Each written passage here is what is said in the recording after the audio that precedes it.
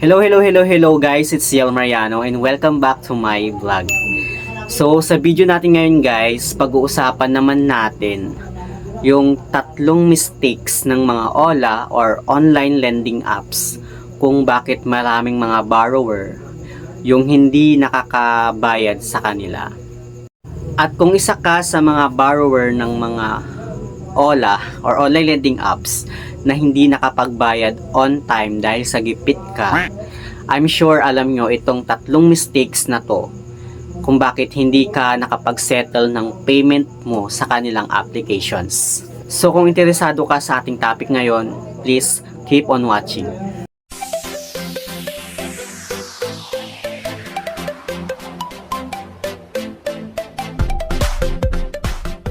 So, ang first na mistake ng mga OLA kung bakit maraming mga borrower ang hindi nakakapagbayad sa kanila, una na dyan is yung napakataas na interest nila.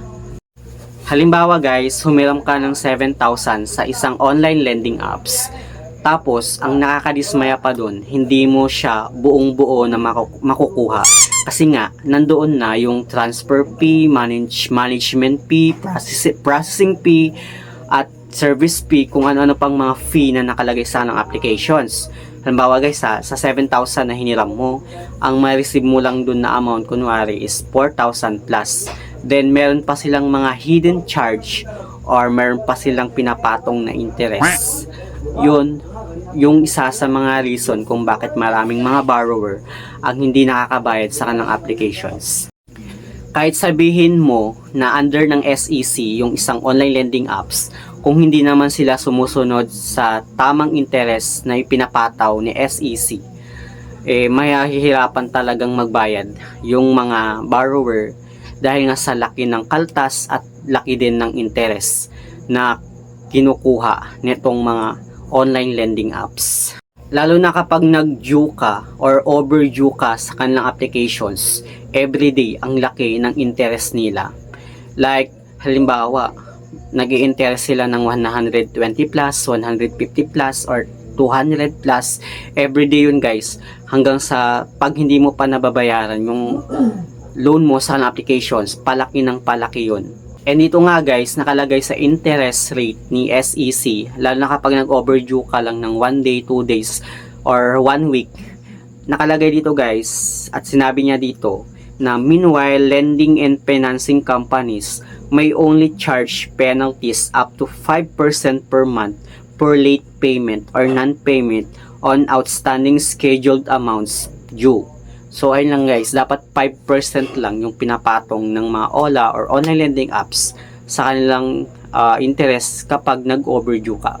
Per month yun guys ha, hindi siya per day. Kasi yung iba kasi guys, per day lumalaki yung interest niya kapag hindi ka nakakapagbayad sa kanilang applications. And sa pangalawang mistake ng mga OLA or online lending apps kung bakit maraming di nakakabayad sa kanilang applications ay yung long-term payment nila.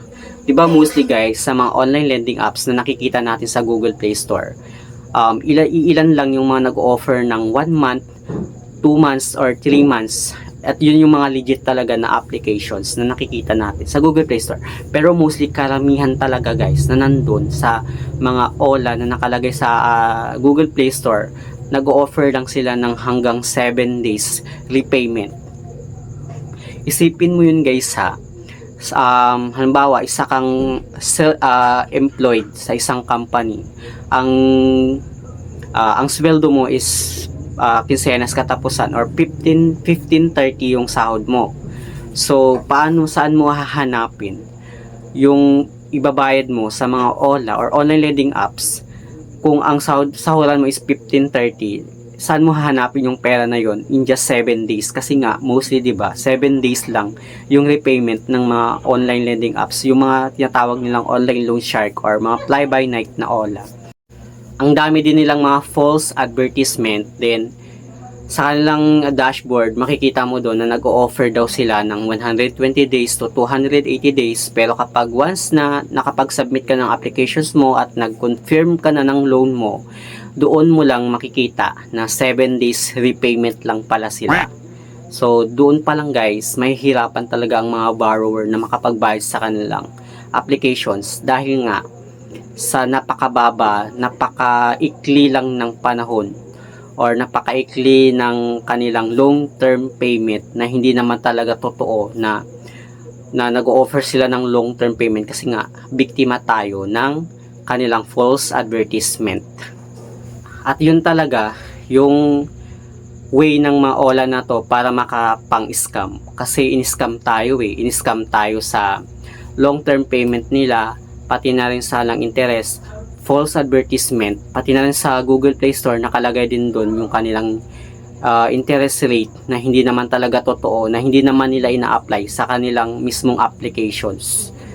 At minsan kasi hindi din nadidetect ni Google Play Store na mga scam yung mga online lending apps na to dahil nga masyado nilang pinapaganda yung kanilang description sa Google Play Store para hindi sila magmukhang scammer. At ang pangatlong mistake ng mga online lending apps ay harassment. So, 'di ba? Mostly 'di ba, ang daming mga hinaharas na mga hindi nakapagbayad sa kanilang application. So, paano ka magbabayad sa kanilang applications kung hinaras ka, pinagbantaan ka na ganito, na ganon sa kanilang applications? Sino ba namang tao yung gaganahan magbayad, 'di ba? At yung nakakainis pa dun guys 7 days na nga lang yung repayment nila. Then, pagpatak ng 5 days before yung due date mo, tawag na sila ng tawag sa'yo, text na ng text sa'yo na dapat daw ma-settle mo yung amount mo sa kanilang applications bago mag 7 days. Grabe din yung mga kanila, no, strategy nila para lang magkapera sila. Which is yun, pag umabot naman ng due mo, lalo ka nang kukontakin, ang dami nang tumatawag sa'yo na dapat bayaran mo na, dapat 12 noon bayaran mo na. Parang sila na yung magsisettle na kasi nga daw cut off na daw nila ng 12 noon or ganon. Then kapag hindi mo nasunod yung 12 noon, nandun na papasok yung harassment na bakit hindi mo nabayaran yung hinira mo sa applications sa mismong cut off nila. At kapag umabot pa ng ilang oras na hindi mo nasunod yung kanilang cut-off time sa pag-settle mo ng payment mo sa applications, mas lalo ka nilang guguluhin, mas lalo ka nilang tatawagan, mas lalo ka nilang hindi ka nila titigilan hanggat hindi mo nasisettle yung payment mo sa kanilang applications. Then kapag pag hindi mo na talaga kayang masettle yung amount mo, then umabot na ng isang araw na overdue ka, nandiyan na talaga yung harassment, lahat na papasok na dyan yung mga pagbabanta, pananakot sa'yo, na ipopost ka daw sa social media, mga ganon, na mga strategy ng mga online lending apps para makapagbayad ka lang sa lang applications. Which is maling-mali yun guys, kasi doon pa lang, ang dami na nilang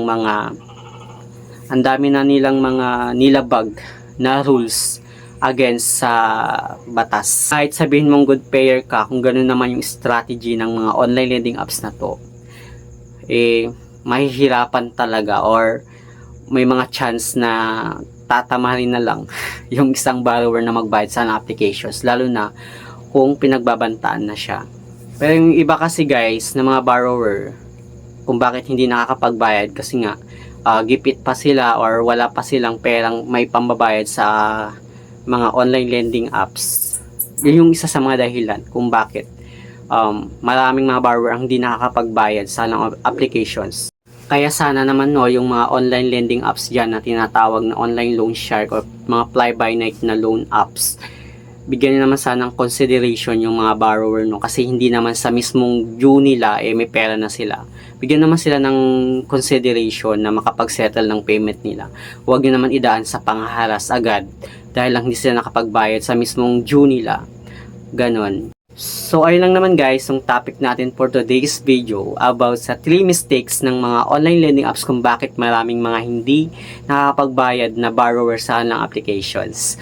So kung mayroon ka namang natutunan sa ating topic ngayon, please don't forget to share, like and subscribe, and click the notification bell para updated ka lagi sa aking mga susunod na video.